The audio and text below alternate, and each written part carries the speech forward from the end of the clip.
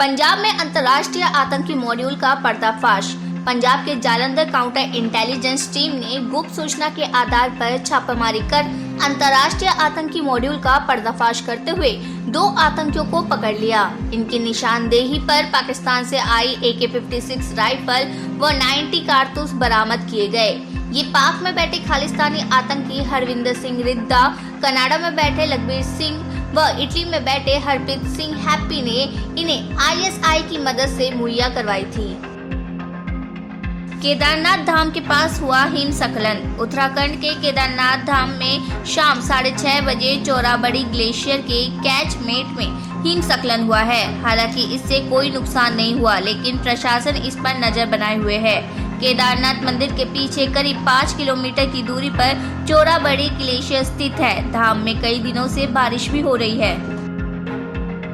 धर्मांतरण मामले पर सुप्रीम कोर्ट ने जारी किया नोटिस। धोखे से धार्मिक रूपांतरण और धर्मांतरण को नियंत्रित करने के लिए भारतीय दंड संहिता में कड़े प्रावधान शामिल करने की मांग वाली याचिका पर शुक्रवार को सुप्रीम कोर्ट ने सुनवाई की। इस दौरान CJI UU ललित की अध्यक्षता वाली पीठ के समक्ष वकील ने कहा है कि लोगों को धमकाकर, उपहारों के जरिए और पैसे का लाभ देकर धोखे से धार्मिक रूपांतरण और धर्मांतरण देश में बड़े पैमाने पर कराया जा रहा है। इस गतिविधियों को नियंत्रित करने के लिए भारतीय दंड संहिता में प्रावधान कड़े किए जाने चाहिए। सुप्रीम कोर्ट ने गृह मंत्रालय और कानून मंत्रालय को नोटिस जारी किया, साथ ही 4 सप्ताह में जवाब तलब किया है। सुप्रीम कोर्ट ने 14 नवंबर को मामले पर अगली सुनवाई करेगी। कर्नाटक के पूर्व CM येदियुरप्पा को सुप्रीम कोर्ट से मिली राहत। कर्नाटक के पूर्व मुख्यमंत्री BS येदियुरप्पा को सुप्रीम कोर्ट से राहत मिल गई है। शीर्ष अदालत ने येदियुरप्पा के खिलाफ भ्रष्टाचार के मामले में निचली अदालत में कार्रवाई पर रोक लगा दी। इस संबंध में कर्नाटक सरकार और अन्य को नोटिस जारी किया और 4 हफ्ते में जवाब मांगा है।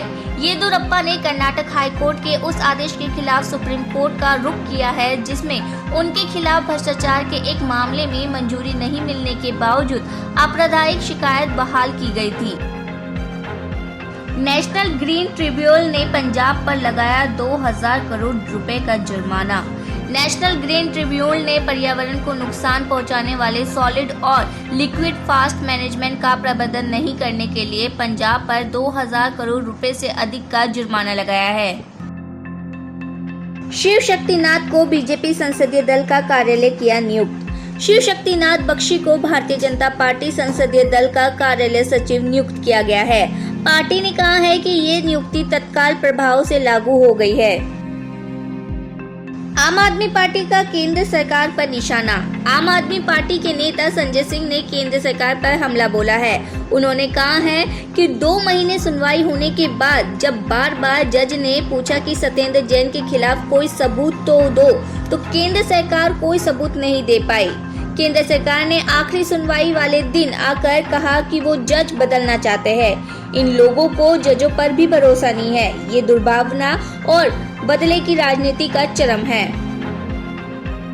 PFI प्रदर्शन हुआ हिंसक। कुन्नूर में RSS ऑफिस पर पेट्रोल बम फेंका।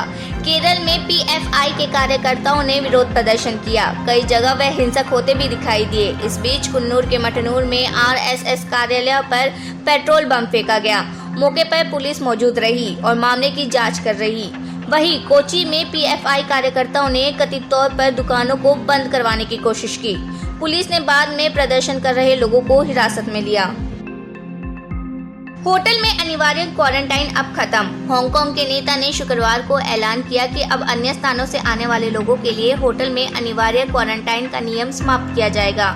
शहर के मुख्य कार्यकारी जॉन ली ने कहा कि यहां आने वाले सभी यात्रियों को विमान पर सवार होने के 48 घंटे पहले की नकारात्मक PCR जांच रिपोर्ट की आवश्यकता नहीं है, बल्कि अब उन्हें विमान में सवार होने से 24 घंटे पहले ही नकारात्मक एंटीजन जांच रिपोर्ट पेश करनी होगी। ये नियम सोमवार से लागू होगा। यूपी में महिला अपराधों को लेकर कानून में बदलाव। यूपी विधानसभा में CRPC संशोधन विधेयक 2022 पास हो गया। महिला अपराधों को लेकर कानून में बदलाव किया गया है। आरोपी को अग्रिम जमानत न देने के लिए संशोधन किया गया है। आरोपी को अब अग्रिम जमानत नहीं मिल सकेगी। इस कानून से अग्रिम जमानत का प्रावधान खत्म होगा। बेंगलुरु में PFI के समर्थन में माहौल बिगड़ा। राष्ट्रीय जांच एजेंसी की देश भर में पॉपुलर फ्रंट ऑफ इंडिया के कई ठिकानों पर छापेमारी है और राष्ट्रीय नेता समेत 106 लोगों को गिरफ्तार किया है। इसी बीच बेंगलुरु पुलिस ने सांप्रदायिक अशांति की साजिश के आरोप में 14 लोगों को गिरफ्तार किया है। इन्हें धार्मिक जगहों पर लोगों को भड़काने के अलग अलग मामलों में गिरफ्तार किया गया।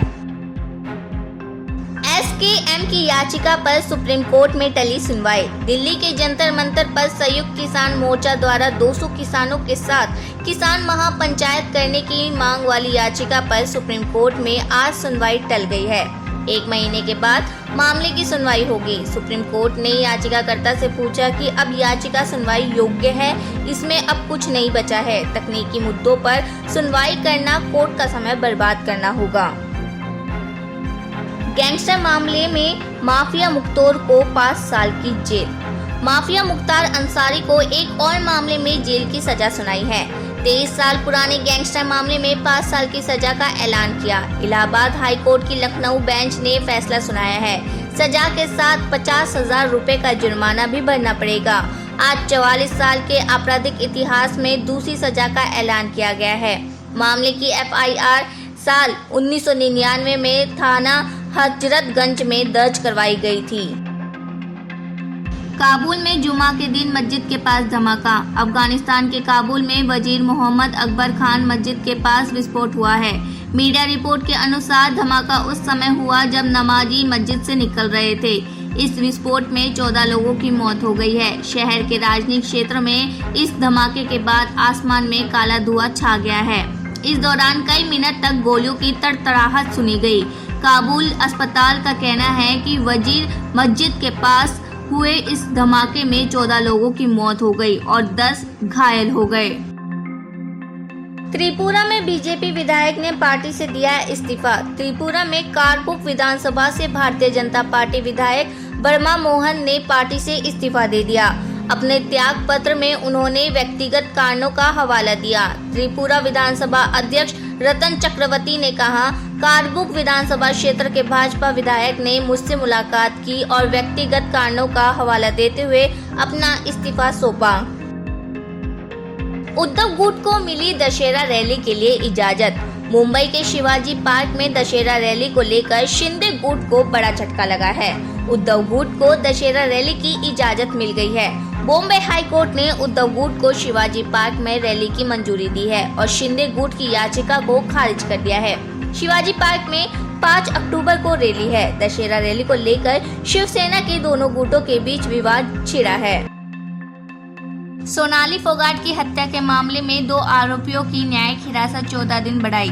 गोवा में एक अदालत ने शुक्रवार को भारतीय जनता पार्टी की नेता सोनाली फोगाट की मौत से जुड़े मामले में गिरफ्तार 2 आरोपियों की न्यायिक हिरासत 14 दिन के लिए बढ़ा दी। फोगाट को 23 अगस्त को अंजुना स्थित एक अस्पताल में मृत अवस्था में ले जाया गया था। पुलिस ने दावा किया कि उन्हें पानी में मिलाकर कोई आपत्तिजनक पदार्थ पीने के लिए दिया गया था।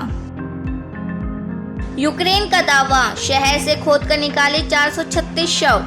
रूस और यूक्रेन के बीच जंग लगातार जारी है। इस बीच एक हैरान कर देने वाली तस्वीर सामने आई है। यूक्रेनी अधिकारियों का कहना है कि इज्याम शहर में कब्रों को खोदकर 436 शव निकाले गए हैं। 30 शवों पर प्रताड़ित किए जाने के निशान लगे हैं। CBI ने NHAI के अधिकारी को 5 लाख रुपए की रिश्वत लेते हुए किया गिरफ्तार। CBI ने NHAI क्षेत्र कार्यालय पटना के मुख्य महाप्रबंधक को एक निजी कंपनी के 2 कर्मचारियों के साथ 5 लाख रुपए की रिश्वत लेने के आरोप में गिरफ्तार किया है। 8 विभिन्न स्थानों पर तलाशी की गई। CGM परिसर के 60 लाख रुपए बरामद हुए। कर्तव्य पथ को मिला अपना थाना। राष्ट्रीय राजधानी में कर्तव्य पथ के लिए प्रत्येक थाना स्थापित किया गया है। एक सरकारी अधिसूचना ने ये जानकारी दी गई है।